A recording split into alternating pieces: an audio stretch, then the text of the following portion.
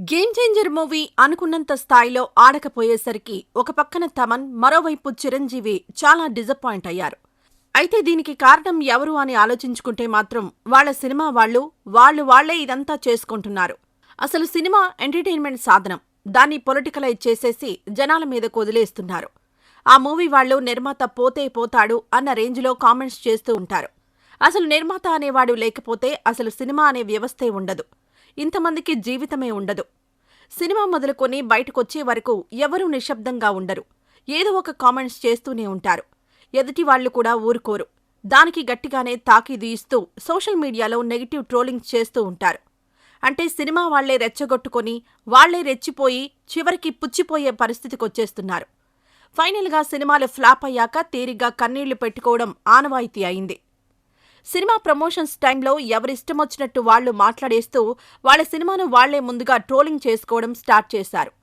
Game changer movie promotions టైంలో నటుడు పృథ్వీ మాట్లాడిన మాటలు వైసీపీని ఉద్దేశించి మరీ నీచంగా మాట్లాడాడు. ఈ మూవీ ముందే వచ్చి ఉంటే ఆ 11 కూడా వచ్చేవి కావు అంటూ చేసిన కామెంట్స్ అవసరమా? అసలు ఆ మూవీ ఏంటి? ఆ ప్రమోషన్స్ ఏంటి? మధ్యలో వైసీపీ విషయం ఏమిటి? ఇలాంటి వాళ్ల వల్ల అసలు నిర్మాతలు నేలమట్టమైపోవాల్సిన పరిస్థితులొస్తున్నాయి. ఇలాంటి కామెంట్స్ చేయడం వల్లనే ట్రోలింగ్స్ మొదలయ్యాయి. సినిమా ఎంటర్టైన్మెంట్ వరకే అన్న విషయం మర్చిపోయిన రోజున ఆ సినిమా భవిష్యత్ ఇక మర్చిపోవాల్సిన పరిస్థితి అన్న విషయాన్ని గుర్తుపెట్టుకోవాలి. నిన్నగాక మొన్న పుష్ప విషయంలో వీళ్లు చాటున ఉంటూ ఎన్నో చేశారు.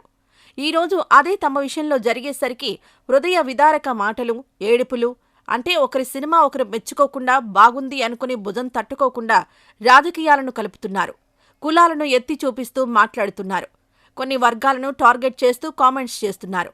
ఇక దీంతో సినిమా భవిష్యత్తు ఎలా ఉంటుందో ఎవరికి వారే ఊహించుకోవాలి. సినిమా ఫంక్షన్ని రాజకీయం చేస్తే ఆ సినిమా ఎలా ఆడుతుంది అనుకుంటారు? కర్మ కంబ్యాక్ అన్నది ఈ రోజున ప్రతి ఒక్కరి విషయంలో జరుగుతోంది. ఈ రోజు మనం ఒకరికి ఏదో చేశామనుకుని సంకలు గుద్దుకుంటున్నారు సినిమా వాళ్లు.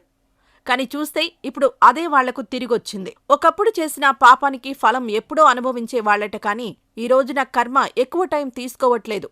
వెంటనే వెనక్కి తిరిగొచ్చేస్తుంది.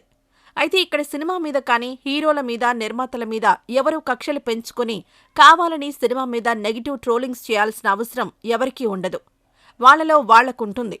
అందుకే ఒక చెయ్యి మరొకరి నెత్తిమీద పెట్టుకుని ఒక్కొక్కరిగా భస్మం అయిపోతున్నారు. రాజకీయాల్లో ఉన్నవాళ్లు సినిమాల్లోకి రావడం, సినిమాలు రాజకీయాల్లోకి వెళ్లడం సాధారణ విషయమే. కానీ వేరే పార్టీలను, ఇతర రాజకీయ నాయకులను అవహేళన చేసినప్పుడు మాత్రం దాని పర్యవసనాలు కూడా చాలా తీవ్రంగా ఉంటాయి. విదేశాల్లో ఆడే సినిమాలు మన గడ్డ మీద ఎందుకు ఆడడం లేదు అంటే మన సినిమాను మనమే నాశనం చేసుకుంటున్నాం. మన నిర్మాత కష్టాన్ని మనమే అవహేళన చేస్తున్నాం. దీన్ని బట్టి ఇక్కడ ఒక విషయం ప్రతి ఒక్కరూ గుర్తుంచుకోవాల్సిన అవసరం ఉంది.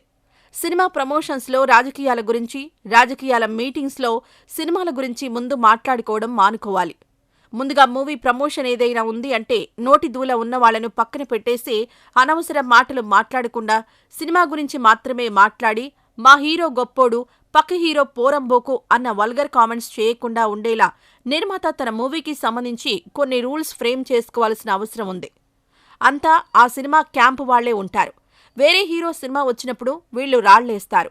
ఈ హీరో సినిమా వచ్చినప్పుడు వాళ్లు రాళ్లేస్తారు. వీళ్లు డబ్బులు తీసుకొని ఎవరింట్లో వాళ్లుంటారు.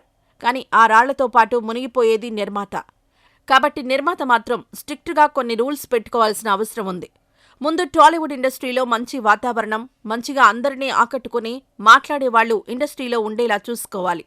అలాగే ఒక హీరో మూవీని మరొకరు అభినందించుకుంటూ ఫ్యాన్స్ మధ్యలో గొడవలు పెట్టకుండా కలిసిపోయేలా చూసుకునే వాళ్లుంటే ఇండస్ట్రీ ఎప్పటికీ బాగుంటుంది.